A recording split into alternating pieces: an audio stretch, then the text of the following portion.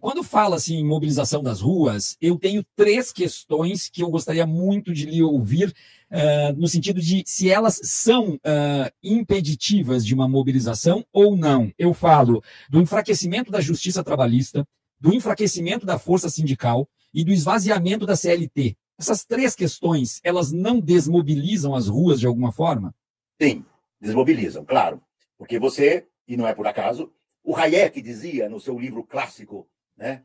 É o livro que montou, digamos assim, com mais densidade, ou deu o primeiro desenho do horror neoliberal. Ele diz claramente lá: o sindicalismo de classe tem que ser combatido. Ou ele se torna dócil, ou ele tem que ser eliminado. Isso está dito lá claramente. E ele não brinca. O sindicalismo é um inimigo do capitalismo, tá certo? E foi o horroroso Temer, tá certo? Que foi urdido, foi figura-chave no golpe. Veja como tem a ver o que nós estávamos falando anteriormente, Viário. Eu falo aqui como, digamos, para tentar analisar, tá certo? Para tentar que ajude a entender. O Temer foi escolhido pelo Lula. A escolha do vice é uma coisa crucial, tá certo? Bom, o que nós vimos que o Temer fez? O Temer foi uma figura decisiva no golpe. Qual era o objetivo do golpe do Temer? Implantar aquele programa do PMDB. Eu nem lembro o nome. Ponte para o futuro. Isso, ponte para o abismo. Né? Entre nós, ponte para o abismo. Quer dizer, teto fiscal, reforma contra a reforma trabalhista e a Previdência. Só a Previdência que o Temer não conseguiu fazer. Deixou para o Bolsonaro. Não esqueça da reforma do ensino médio, que eu, como professor, sim. Foi a parte que mais me indignou. Claro. Que também nós estamos devendo. Porque chegou até muito recentemente, claro. Mas eu peguei, digamos, três dimensões para tratar da questão da mobilização, claro. Manifestação. Muito bem.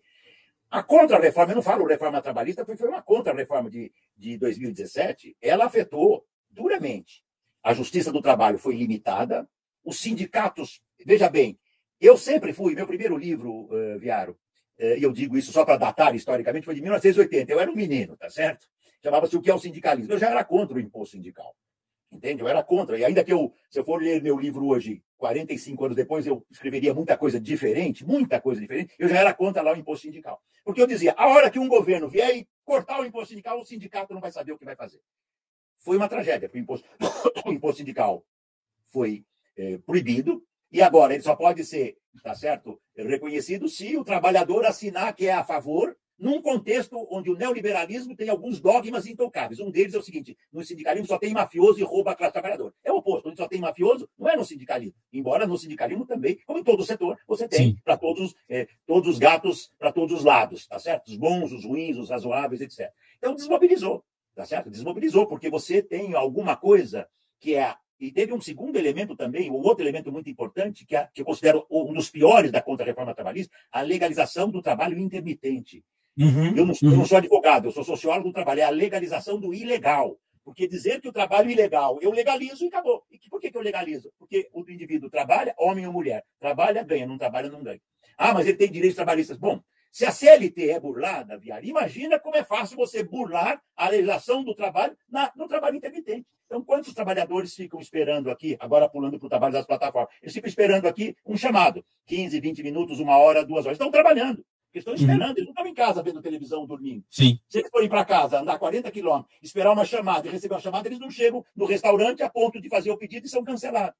Este tipo de quadro criou um quadro de insegurança na classe trabalhadora, mas a ele se alia também, é muito importante a gente refletir sobre isso, a incapacidade que os movimentos sociais, que os movimentos sindicais, que os partidos de esquerda, e eu estou falando como parte disto, eu não sou, todo mundo que me conhece sabe que eu não sou um professor que fica só na universidade dando aula. A universidade é a minha vida. Mas a minha vida da universidade é pensando na humanidade. São coisas absolutamente... Senão eu já estaria aposentado há muito tempo. Sim. Há muito tempo. Né? Muito bem. Então, nós temos que ver também um contexto adverso.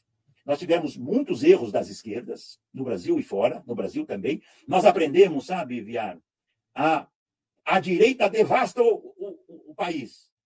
A esquerda vai e conserta para a direita devastar.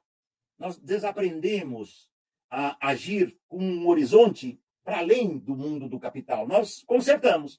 O chamado austeridade fiscal, o arcabouço fiscal, é uma cinte.